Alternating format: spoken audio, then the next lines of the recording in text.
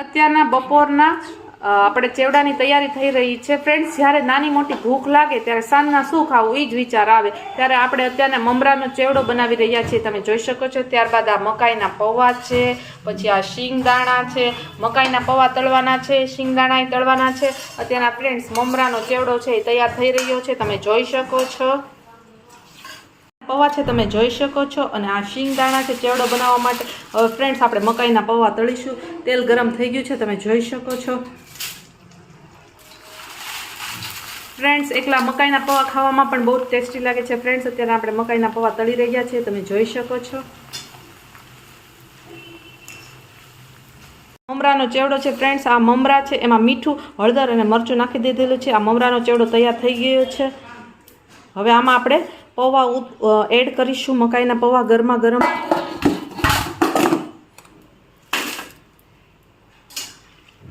શિંગદાણા છે એને હવે આપણે તળીશું, તમે જોઈ શકો છો ફ્રેન્ડ્સ. હવે ગરમા ગરમ શિંગદાણા તળીશું. ફ્રેન્ડ્સ આપણા શિંગદાણા તળાઈ રહ્યા છે, તમે જોઈ શકો છો ફ્રેન્ડ્સ.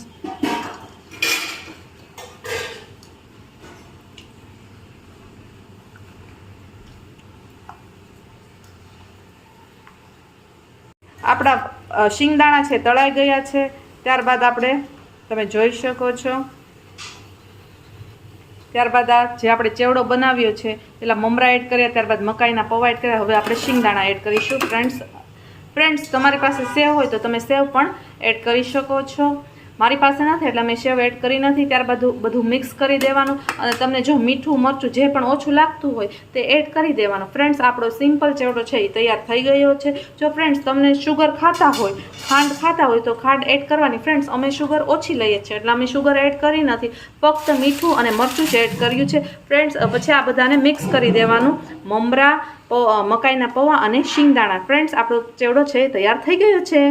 આમાં મરચું એડ કરવાનું છે ફ્રેન્ડ્સ. અમને મરચું ઓછું લાગે છે ફ્રેન્ડ્સ. આ બધા ચેવડાને મિક્સ કરી દેવાનું છે, મમરા, પૌવા અને શિંગદાણાના. ફ્રેન્ડ્સ તમે આવી રીતના જોઈ શકો છો.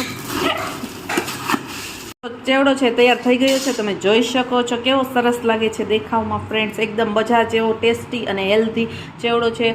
જ્યારે નાની મોટી ભૂખ લાગે ત્યારે આવો ચેવડો ખાઈ લેવાનો.